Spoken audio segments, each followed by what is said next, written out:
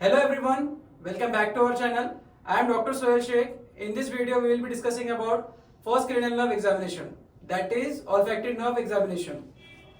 Before starting with the examination, let's see what is olfactory pathway. Olfactory pathway, it starts from first order neuron, that is bipolar sensory cell. These cells are present in the olfactory epithelium. Olfactory epithelium is present in the superior part of the nasal cavity, superior nasal concha, or superior part of the nasal septum. These signals are carried to the second order neuron. These first order neuron, these penetrate the cribriform plate and send this signal to the second order neuron. These second order neuron cell, also called as mitral cell or tufted cell. These mitral cell send the signal further via olfactory tract to either medial olfactory stria or lateral olfactory stria.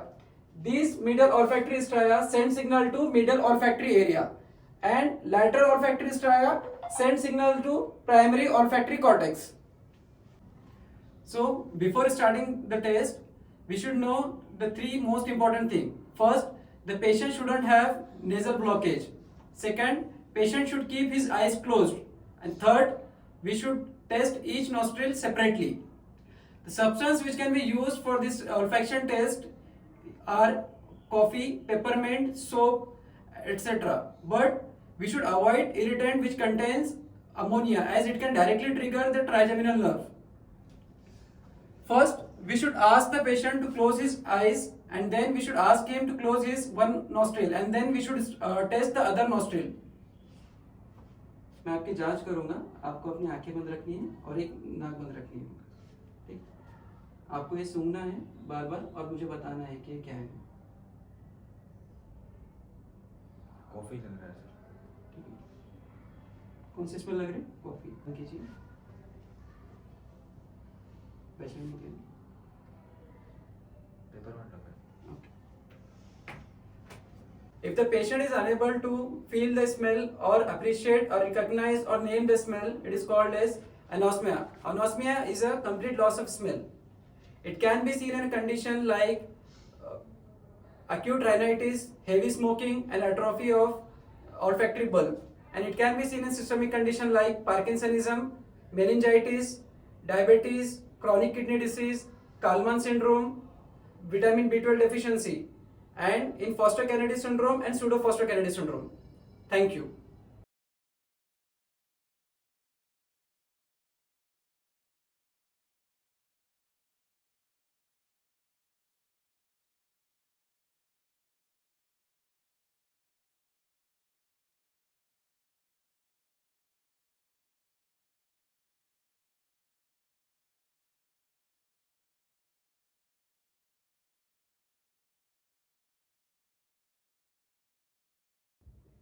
Hello everyone, welcome to Clinical Snippets. In this session, we are going to see the clinical examination of second cranial nerve, that is optic nerve.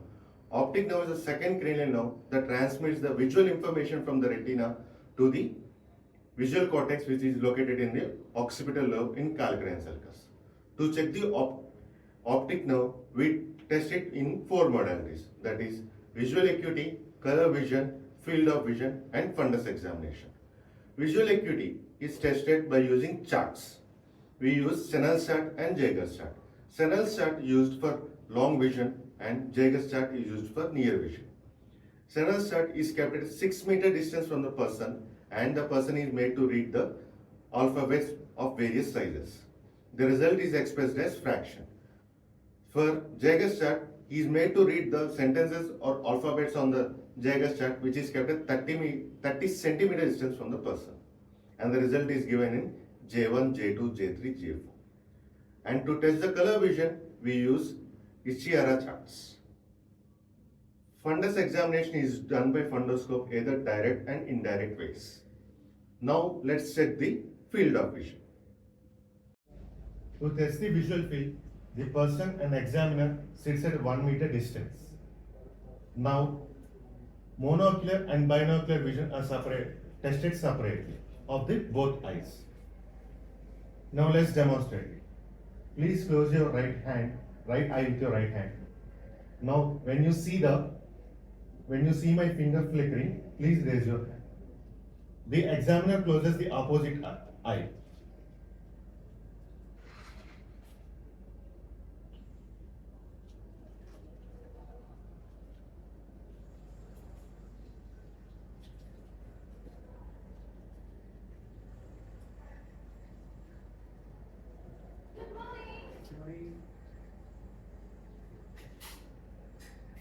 Now close your left eye with your left hand.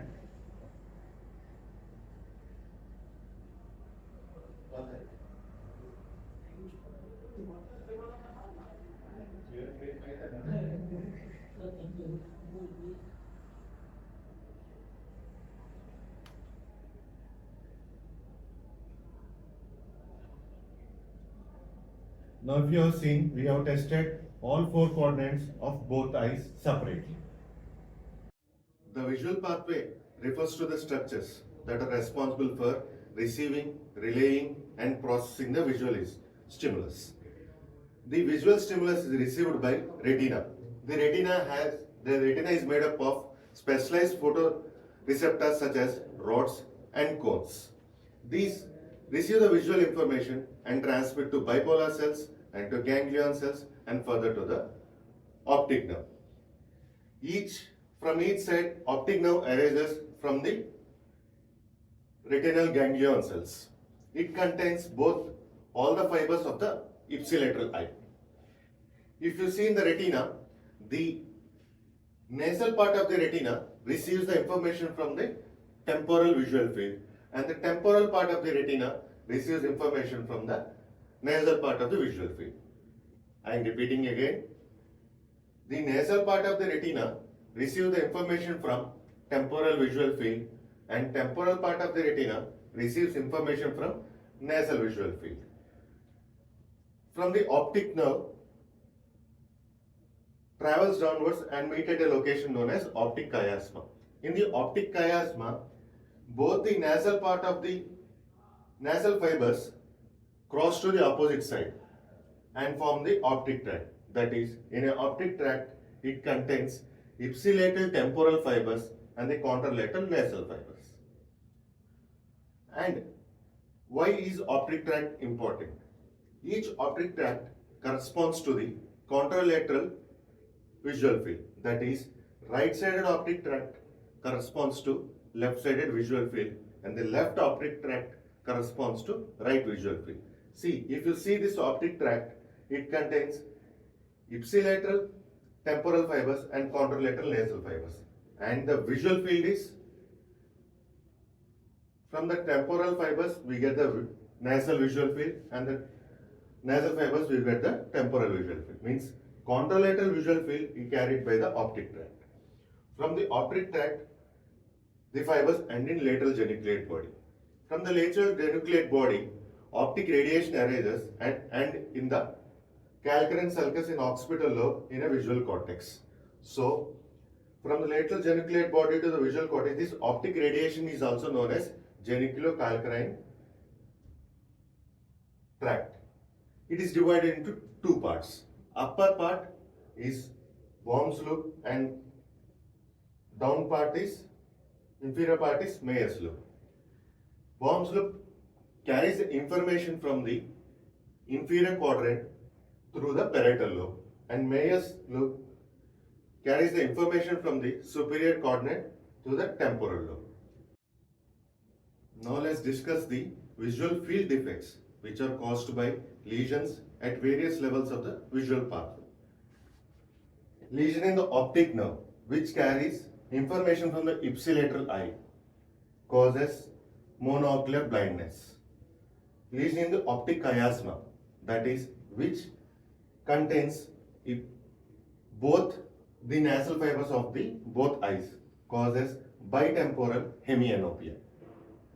Lesion of the optic tract, that is, as earlier discussed, optic tract relays information from the both eyes, that it is responsible for the contralateral field of vision. So, lesion of the optic tract causes homonymous hemianopia, contralateral homonymous hemianopia. And from the lateral geniculate body, the upper worm's lobe, which passes to the parietal lobe, lesion of which it causes contralateral homonymous inferior quadrant anosmia. And inferior Meyer's lobe, which passes to the temporal lobe, lesion of the Meyer's lobe causes homonymous contralateral superior quadrant anosmia. And lesion in the visual cortex causes contralateral homonymous hemianopia with macular sparing. If you can see, if you see here, there is macular sparing. And there is a tricky situation there. That is, what do you mean by congruous and incongruous? From inferior chiasmatic lesions, if you move towards the visual cortex, that is optic radiation and visual cortex, the lesion is similar in the both eyes. The visual field defect is similar in the both eyes. But if you move upwards, that is lateral geniculate body and optic tract, the visual field defect is different in both eyes. It is wavy in pattern. So, towards the visual cortex and the optic radiation, it is known as congruous. And towards the optic tract and lateral geniculate body, it is known as incongruous visual field defects. Second cranial nerve, that is optic nerve, is also involved in pupillary light reflex. What is pupillary light reflex? It is an involuntary brainstem reflex which is responsible for protection of the second cranial nerve is also responsible for pupillary light reflex. It is an involuntary brainstem reflex which contracts the pupil and protects the retina from excessive light. It starts from the retina, the afferent layer, the afferent pathway, the retinal ganglion cells transmit the information to the ipsilateral pretectal nucleus, which is located in the midbrain via optic nerve. Once the impulse reaches the pretectal nucleus in the midbrain, the impulse is carried to Edinger-Westphal nucleus, both ipsilateral Edinger-Westphal nucleus and contralateral Edinger-Westphal nucleus. From the Edinger-Westphal nucleus, the afferent pathway starts and ends in the ciliary sphincter, which causes contraction of the ciliary muscles and pupils are contracted, causing miosis. This travels via third cranial nerve and oculomotor branch of the third cranial nerve. This passes through ciliary ganglion. That is, now let's see. When a light is focused on the retina, it causes contraction of ipsilateral eye and the contralateral. When it causes contraction ipsilateral pupillary light reflex is known as direct pupillary light reflex. When it causes effect on the contralateral eye, it is known as indirect light reflex. Now let's demonstrate pupillary light reflex in a patient. Now let's see how pupillary light reflex is tested. Light is projected on one eye and we see the constriction of the pupil, closing the other eye.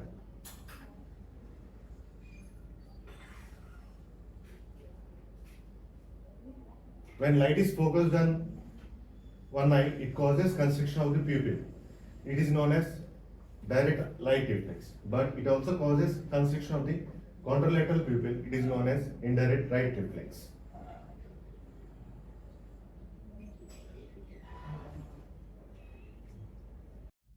Now let's see the defects in the pupillary light reflex. Before that, let's see what is accommodation reflex. Accommodation reflex is a constriction of the pupil when the person tries to focus on the near objects. First one is light near dissociation, where pupillary light reflex is lost but accommodation reflex is present. That is, pupil contracts when try to focus on the near objects but fail to contract when light is focused on the pupil. Arel-Robertson pupil. It is a type of light near dissociation but seen in tertiary syphilis. Reverse Arel-Robertson pupil. It is seen in defects of the afferent pathway, that is third cranial nerve, oculomotor nerve pathway, where pupillary light reflex is preserved but accommodation reflex is lost.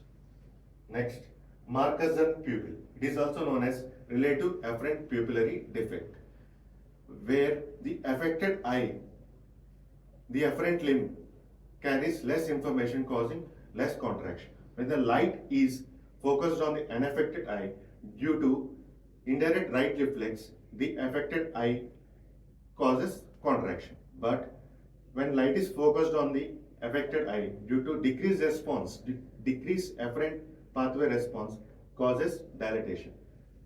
It is demonstrated by swinging flashlight experiment. The afferent dilatation, this is known as Marcus gun pupil, also known as relative afferent pupillary defect. Next, Eddy's pupil or tonic pupil, where both accommodation reflex and pupillary light reflex are lost. It is due to defect in the afferent pathway, that is third cranial nerve pathway.